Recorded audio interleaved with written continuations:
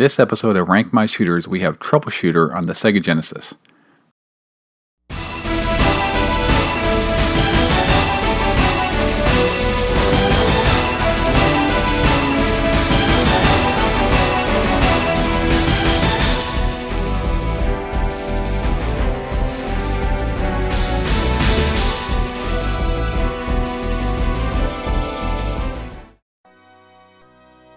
Troubleshooter was developed and published by VIC Tokai and released in North America in 1991.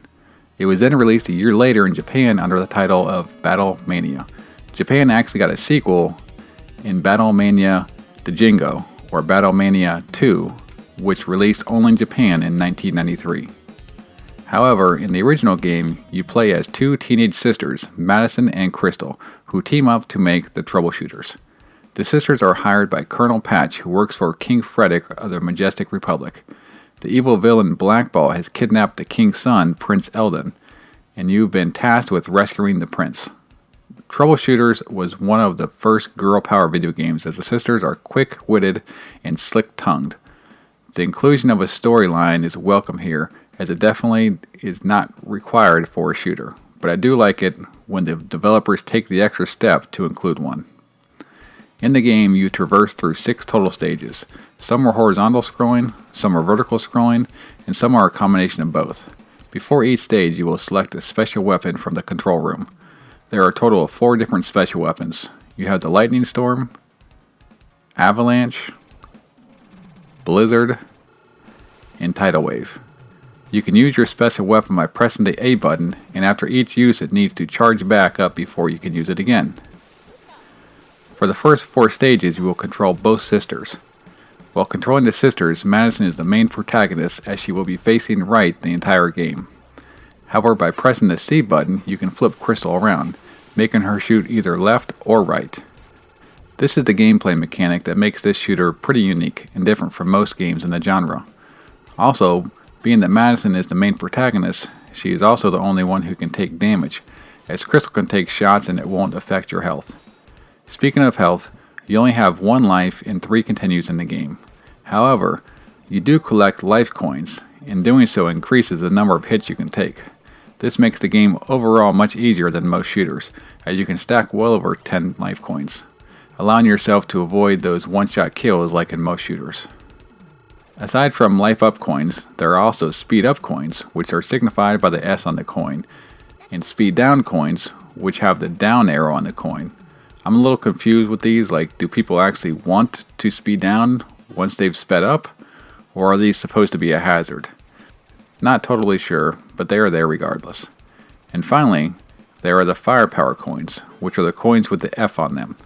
The firepower is a small pod that hovers over top of Madison, firing an extra projectile. You can't flip it around like Crystal, so it will only fire in the right. However, once you collect several firepower coins, then the pod will start circling around Madison and Crystal, acting somewhat like a shield. I mentioned earlier that you will control both sisters through the first 4 stages. Well, at the end of the 4th stage, you rescue the prince, so you actually fly through the 5th stage with Madison, Crystal, and the prince.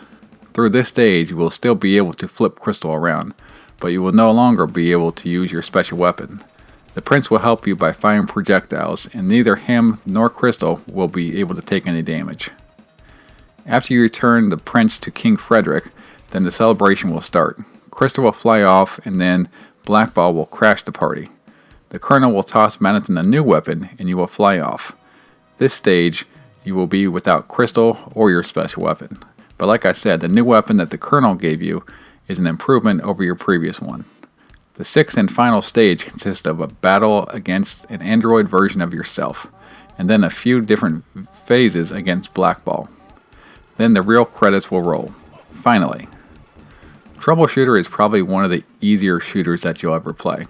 The enemy and boss design is pretty creative. The sprites look nice and have solid detail. However, none of the bosses or enemies will really give you that hard of a time. I believe I was able to complete a 1cc playthrough on normal settings by my 5th or 6th attempt. I'm sure some people can 1cc this on their 1st or 2nd try even. There's an options menu where you can select from 3 different difficulty settings. You have easy, normal, and hard. Graphically, Troubleshooter is a pretty nice to look at.